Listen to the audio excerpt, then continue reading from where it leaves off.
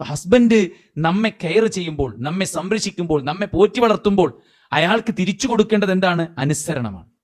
5 നേരം നിസ്കരിച്ച്, റമദാനിൽ നോമ്പ് നോറ്റ്, ലൈംഗികാവയവത്തെ കാത്തുസൂക്ഷിച്ച്, സ്വന്തം ഭർത്താവിനെ അനുസരിച്ച് ജീവിച്ചാൽ അത് മതി ഒരു പെണ്ണിന് സ്വർഗത്ത് പോവാൻ. ഭർത്താവിന്റെ അടിമപ്പണി ചെയ്യാന്നല്ല, ഭർത്താവിനെ അനുസരിക്കുന്നത് എനിക്ക് സ്വർഗം കിട്ടാനുള്ള കാരണമാണ്.